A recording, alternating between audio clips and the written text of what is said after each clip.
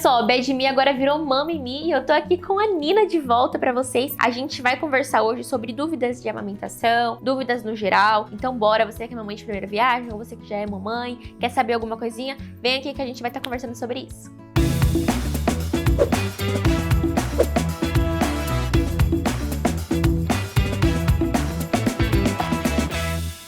A minha primeira dúvida que eu quero saber é se mamães que estão amamentando podem tomar café.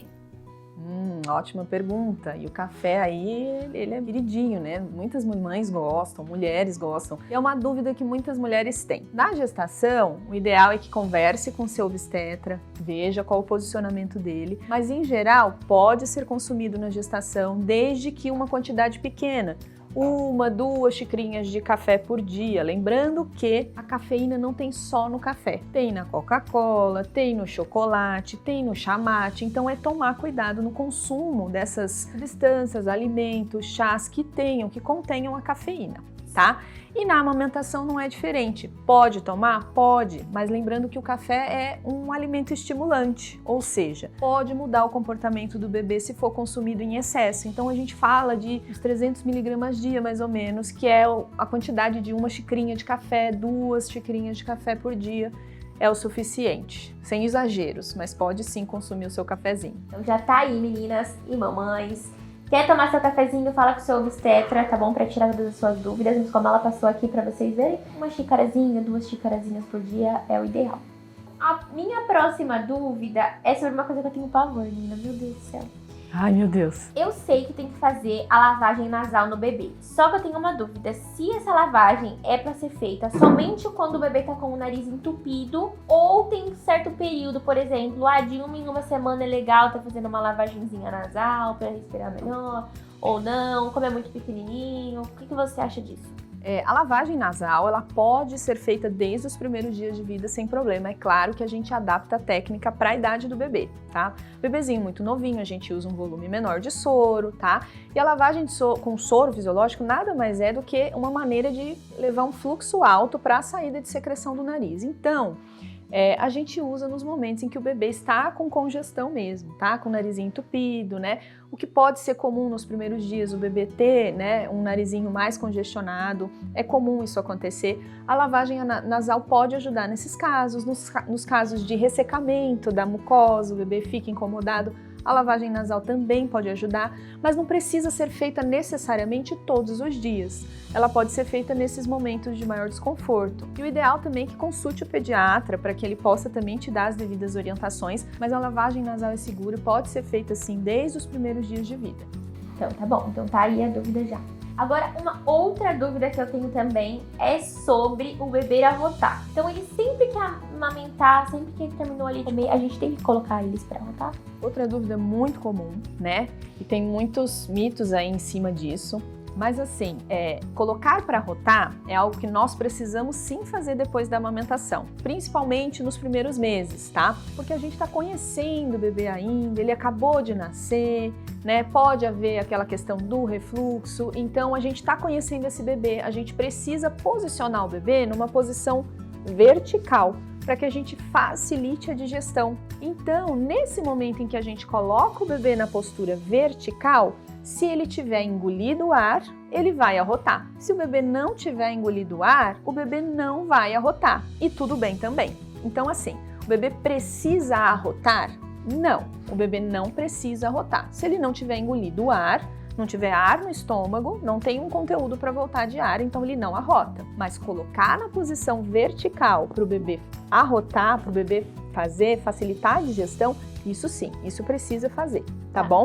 Então 10 minutinhos na posição vertical, ou a gente coloca aqui na altura do ombro, ou a gente coloca na almofada de amamentação. Quer pegar para fazer? Sim, então sempre que amamentar é bom, né?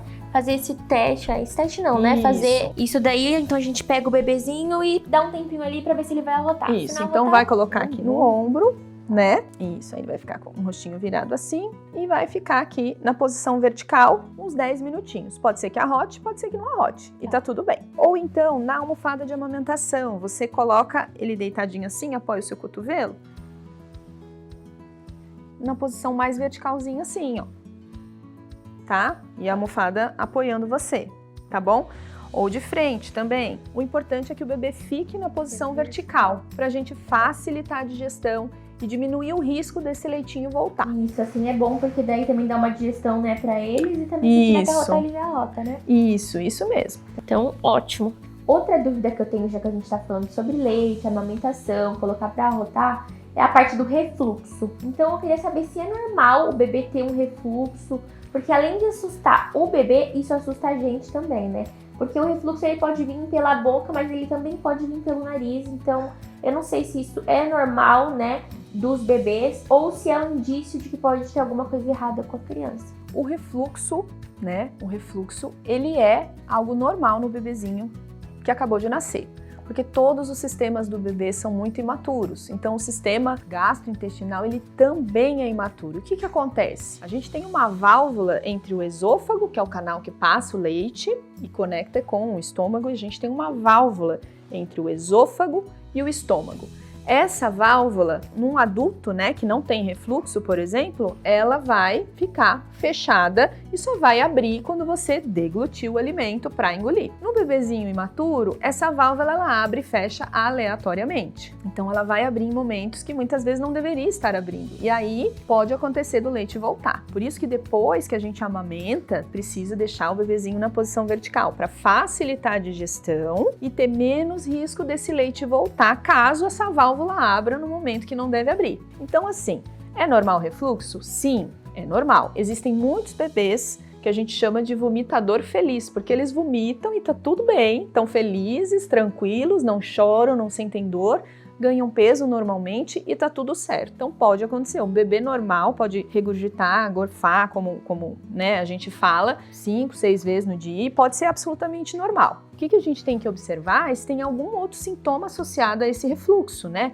Se o bebê chora quando gorfa, se o bebê fica incomodado, se ele tá perdendo peso, são coisas que a gente vai observando, mas de maneira geral, sim, é normal. E aí a gente vai só cuidar no momento, né? Limpar a boquinha, deixar em pezinho e fazer os cuidados mesmo depois da mamada, facilitando a digestão para que o leitinho desça, porque quando a gente expande, né, o estômago, né, o bebê mama, fica com a barriguinha cheia, é um fator aí que aumenta o risco para esse leitinho voltar, que é quando o estômago incha, né, de leite, e aí a gente aumenta o risco dessa válvula abrir. Então, nesse momento pós-mamada, principalmente, mantendo a postura vertical para facilitar a digestão do leite e evitar que aconteça um refluxo. Mas se acontecer também, ok, tudo bem, tá bom? Fechado. Então, aproveitando que a gente está falando também sobre isso, de choro e tudo mais, a parte da amamentação, como saber quando o bebê tá com fome, quando ele quer se alimentar? Essa é uma dúvida muito comum também e muitas pessoas pensam que o bebê chora, ele tá com fome, né? O bebê chorou, tá com fome. Tá com fome, tá com fome, tá com fome. O bebê, ele se alimenta, né, do peito, da amamentação, para se nutrir fisicamente e emocionalmente. Então, não necessariamente ele tá chorando, ele está com fome porque ele não se alimentou bem. Mas às vezes ele pode estar inseguro, tá com alguma necessidade de proteção, de acalento, de aconchego, de calor, de ouvir o batimento cardíaco. Então, o bebê, ele se conecta, né? Ele consegue se regular através do seio materno. Então, muitas das vezes, o bebê às vezes mama, dali 40 minutos, ele esboça, né, sinais de que deseja mamar, e aí falam, será que tá com fome? Mas eu acabei de amamentar, será que é fome? Independente de ser fome ou não, isso pouco importa. Mas se ele emitir alguns sinais que eu vou contar aqui para vocês, significa que ele deseja ir ao seio para se nutrir. Pode ser tanto da parte emocional quanto da parte física. Então, lembrando, quando ele estiver realmente com fome, ele vai fazer uma mamada mais vigorosa, mais efetiva. Quando ele estiver necessitando de um aconchego, talvez ele faça uma mamada mais tranquila. Às vezes vai sugar algumas vezes, vai relaxar e vai ficar ok. Então, que sinais são esses que o bebê emite quando ele deseja mamar? A gente tem sinais precoces, que é quando ele começa a emitir esses sinais e a gente consegue captar, os sinais intermediários e os sinais tardios, tá? Os precoces, a gente observa que o bebê faz um movimento de abrir e fechar a boca e coloca a linguinha para fora. Movimenta a cabeça para os lados, movimenta o corpo, ou seja, o bebê deseja mamar. Quando ele começa a ficar mais agitado, leva a mão à boca, procura de um lado para o outro, como se estivesse querendo buscar alguma coisa, é um sinal já intermediário. E um sinal tardio é a irritação, o choro, o bebê que já está nervoso, chorando muito, ou seja, quando a gente espera o bebê chorar, é porque ele está muito bravo. quer mesmo mamar. E a gente deve evitar que chegue nesse momento. Se a gente conseguir captar antes, é muito mais fácil começar uma mamada com o bebê tranquilo. O bebê estressado, ele não tem posição e ele tem muita dificuldade de acessar o seio. Então é legal a gente prestar atenção nesses sinais para a gente conseguir colocar o bebê para mamar antes que ele chegue num estágio assim de choro, de irritação. Algumas vezes pode acontecer, faz parte, mas se a gente estiver atenta no nosso dia a dia, a gente consegue trazer o bebê com mais tranquilidade no seio quando a gente presta atenção nesses sinais. A questão das unhas do bebê. Quando a gente percebe que às vezes tem alguma unhazinha um pouquinho maior que a outra, quando ele é muito bebezinho, pode lixar, lixa, corta com algum cortadorzinho específico pro bebê. O que é o ideal fazer? Vamos lá. Cortar a unha, não existe nenhuma recomendação exata, né, de a partir de tantos dias você deve cortar. A gente tem que ter o bom senso mesmo. A unha do bebê, quando é muito assim nos primeiros dias, ela é muito molinha. Ela chega às vezes a sair sozinha, né, um pedacinho da unha, mas elas também nascem compridas. Então, a gente deve sim aparar essas unhas, porque elas são fontes, né, de acúmulo de sujeira debaixo da unha e elas também podem fazer com que o bebê se arranhe, né? Então a gente precisa parar, né? Nos primeiros dias, como a unha é bem molinha, a gente pode lixar com uma lixinha própria para bebê, que já ajuda super, não precisa necessariamente cortar, porque os pais podem ficar inseguros nesse primeiro momento, pelo fato da unha ser transparente, muito molinha, e terem um pouco de receio, pode ir com a lixinha tranquilo. 7 dias, 10 dias de vida, que você já tá pegando uma confiança maior, aí pode ir com a tesourinha, tá? Não pode cortar com aquele outro cortadorzinho de unha, que é o trim, né? Não pode cortar com esse, tem que cortar com uma tesourinha de cortar unha de bebê. É sempre um corte retinho, tá? Apoia a ponta do dedo, encosta a tesoura e corta a unha. Apoia a ponta do dedo, encosta a tesoura e corta a unha. Então é isso, galera. Esclarecemos aqui algumas dúvidas junto com a Nina. Muito obrigada, a gente tava morrendo de saudade de vocês. A gente se vê no próximo vídeo no quartinho da Serena. Obrigada, espero que vocês tenham gostado, que possa ser útil todas essas dicas que a gente deu aí pra vocês. Espero que vocês tenham gostado. Beijo, até o próximo vídeo. Tchau!